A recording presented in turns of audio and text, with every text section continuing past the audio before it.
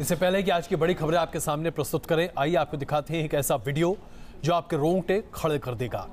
हम आपको दिखाने जा रहे हैं कैसे एक मासूम बच्चा आतंकवाद की इस त्रासदी को झेलकर बस अपने पिता से ये कहता रहा, मुझे बचा लो।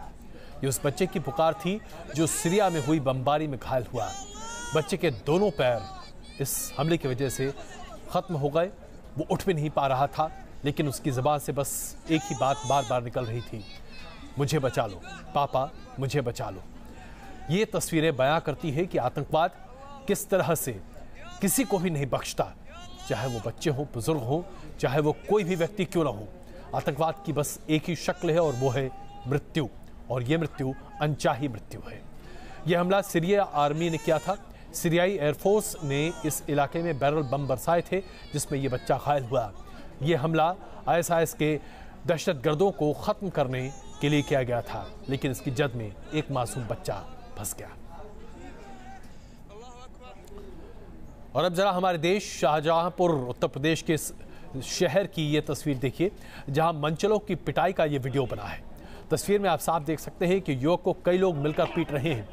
यह युवक एक छात्रा के साथ छेड़छाड़ करने का आरोप इसके ऊपर लगा। पिटाई के बाद आरोपी को लोगों ने पुलिस के हवाले कर दिया। दरअसल 9वीं क्लास की एक छात्रा पैदल स्कूल से अपने घर जा रही थी, तभी रास्ते में मनचलक युवक ने उसके ऊपर छेड़छाड़ करने की कोशिश की। छात्रा ने विरोध किया तो आसपास के लोगों ने इस मनचले को उसके होश ठिकाने लगा दिए।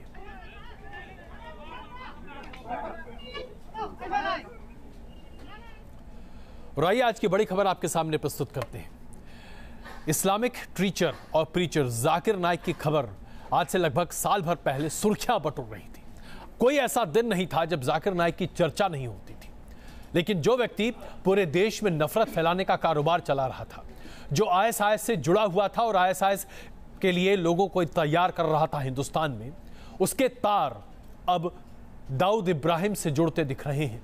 क्योंकि जिस गैर सरकारी संस्था का प्रतिनिधित्व वो करने की कोशिश कर रहा था, उस गैर सरकारी संस्था में डोनेशन की बात निकल कर आ रही है, और ये पैसा आता था दाऊद इब्राहिम से जुड़ी कंपनियों से।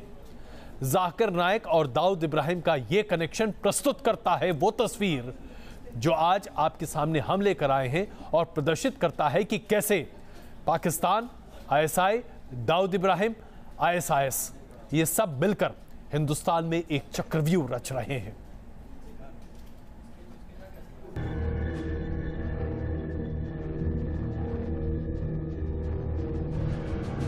It is not war for peace, it is war on peace.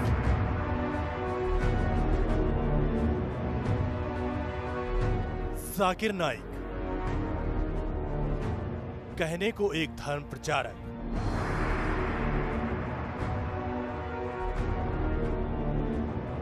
लेकिन इल्जाम इतने संगीन कि खुद जाकिर अपनी सफाई देने के लिए मुल्क आने से बच रहा है।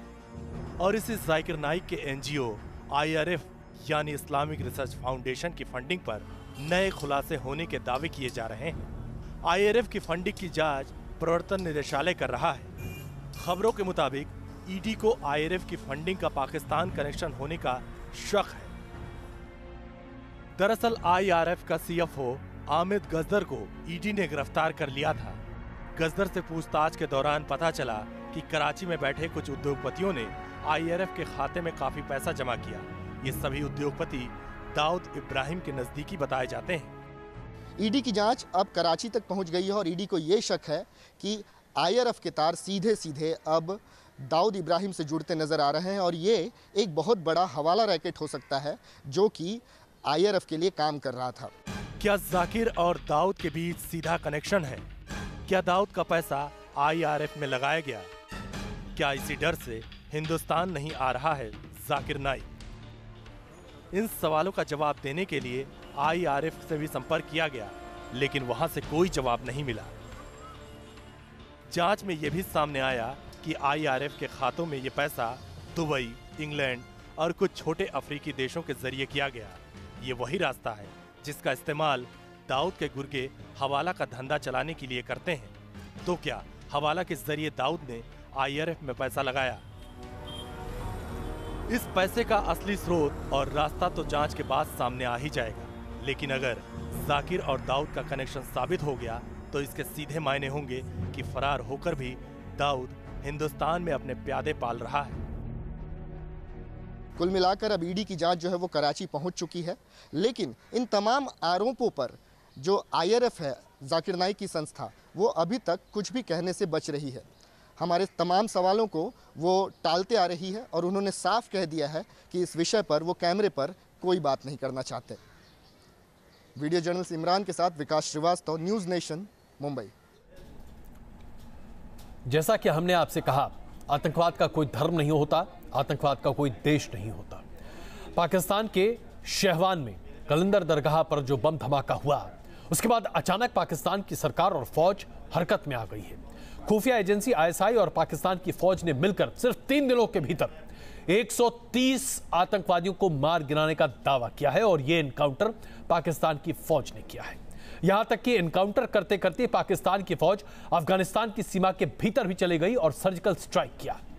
गौर करने वाली बात यह है कि जिस तरह से 3 दिनों के भीतर 72 घंटे में 130 से ज्यादा लोगों को एनकाउंटर के जरिए मारा गया है, यह प्रदर्शित करता है कि पाकिस्तान की फौज और आईएसआई को यह पहले से पता था कि आतंकवादी कहां और कैसे छिपे हुए हैं, वरना इतनी बड़ी संख्या में लोगों को कोई कैसे एनकाउंटर कर सकता है। और इसके साथ साथ एक बड़ा सवाल खड़ा होता है, पाकिस्तान की फौज अगर अफगानिस्तान में घुसकर आतंकवादियों का खात्मा करे सर्जिकल स्ट्राइक के जरिए तो वो जायज है, लेकिन पाकिस्तान के भीतर छिपे आतंकियों को अगर हिंदुस्तान की फौज सर्जिकल स्ट्राइक के जरिए मारे तो यह नाजायज है।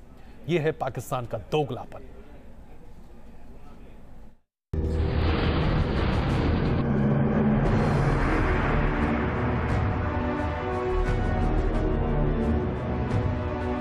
शेहवान में सूफी दरगाह पर हुए कट्टरपंथियों के हमले के बाद से अचानक पाकिस्तानी फौज जागी और एक के बाद एक एक्शन होने लगा।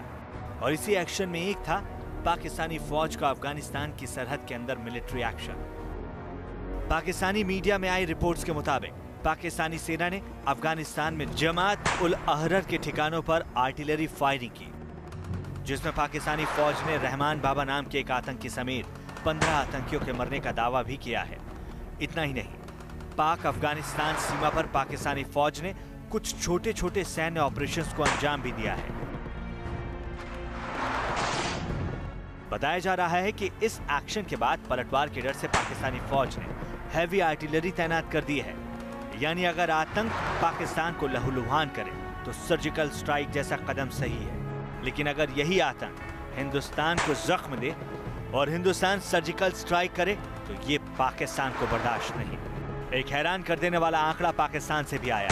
पाकिस्तान ने कलंदर दरगाह पर हमले के बाद किए सैन्य ऑपरेशंस में सिर्फ 3 दिन में 130 आतंकियों को ढेर करने का दावा किया है। इस दावे का एक ही मतलब है कि पाकिस्तान को पता था कि आतंकी कहां मौजूद है, आतंकियों के ठिकाने कहां हैं, कौन से गुट हमले में शामिल थे। लेकिन पाकिस्तान ने कभी भी कोई कदम नहीं उठाया। हाँ, जब अपनी ही जान पर बनाई तो पाकिस्तानी फौज ने बंदूक उठाकर खून की नदियां बहानी शुरू कर दी। Team news nation. आतंकवाद किस तरह से कश्मीर में हमारे जवानों के लिए काल बनता जा रहा है, यह प्रदर्शित होता है इन आंकड़ों से जो हमारे शहीदों के बारे में है। हम आपके सामने ये बहुत ही डिस्टर्बिंग खबर रख रहे हैं। पिछले महीने यानी जनवरी के महीने में फौज और आतंकवादियों के बीच में एनकाउंटर की कई घटनाएं हुई, जिसमें फौज की तरफ से अब तक 22 आतंकवादियों को मार गिराया गया। लेकिन 22 आतंकवादियों को मारते मारते हमने अपने 26 जवानों को खोया। क्या वाकई में इसे आप बहुत बड़ी क्षति नहीं कहेंगे? 22 आतंकवादियों को हमने मारा लेकिन 26 हमारे मर गए।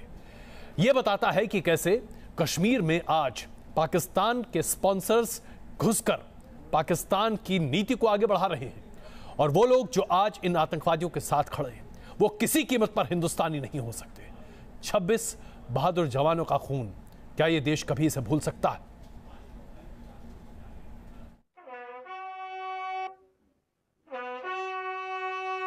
जब जब तिरंगे में लिपटा कोई भारत मां का लाल घर लौटता है, तब तब दिल मानो फट पड़ता है। गम के साथ साथ जहन में गुस्सा भर आता है, क्योंकि भारत के इन सपूतों को लीलने वाले काल का एक ही नाम है, आतंकवाद। साल 2017 शुरू ही हुआ है, अभी पहला महीना ही बीता है, लेकिन ये महीना कश्मीर में आतंकवाद की उस आग को लेकर आया जिसने पूरी घाटी को झुलसा दिया। इस दौर में 22 आतंकी तो मारे गए, लेकिन सेना को अपने 26 बहादुरों को भी खोना पड़ा।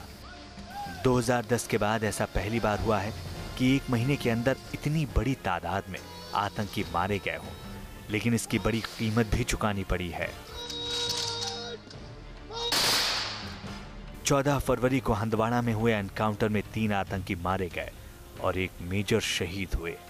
बांदीपुरा में हुए एनकाउंटर में 1 आतंकी को ढेर कर दिया गया, जबकि इसी दरमियान 3 जवान शहीद हो गए।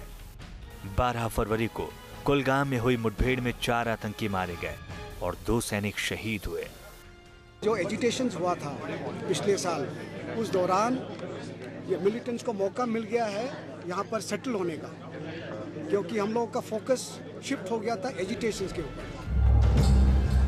बुरहान वानी के मारे जाने के बाद तकरीबन 100 से ज्यादा नौजवान आतंकी संगठनों से जुड़े और इसके पीछे पाकिस्तान का हाथ है। सेना कोलैटरल डैमेज को रोकना चाहती है, लेकिन स्थानीय लोगों से मिलने वाली मदद सेना के लिए मुश्किलें पैदा कर रही है। देखिए, हमारी तरफ से हम हमेशा जब भी ऑपरेशन लॉन्च करने जाते हैं, हमें हमेशा कोलैटरल डैमेज का पूरा अंदाज़ा रहता है और हम पूरी कोशिश करते हैं कि हमारे ऑपरेशन में कोलैटरल डैमेज ना हो जाए। एक जवान जब वर्दी पहनता है तो साथ ही वो उस शपथ को भी उठाता है जो जरूरत पड़ने पर देश के लिए बलिदान देने की प्रेरणा देती है। लेकिन ये बलिदान जाया ना जाए, ये शहादत यूं ही ना खत्म हो जाए। इसके लिए जरूरी है कि सरकार पाकिस्तान को आतंक परस्ती छोड़ने के लिए मजबूर करे। अंदेशा ये लगाया जा रहा है कि शायद आने वाले समर में फिर से एक बार कश्मीर में अनरेस्ट देखा जाएगा। वीडियो जर्नलिस्ट मोहम्मद यूनिस के साथ Idris loan, news nation, Srinagar.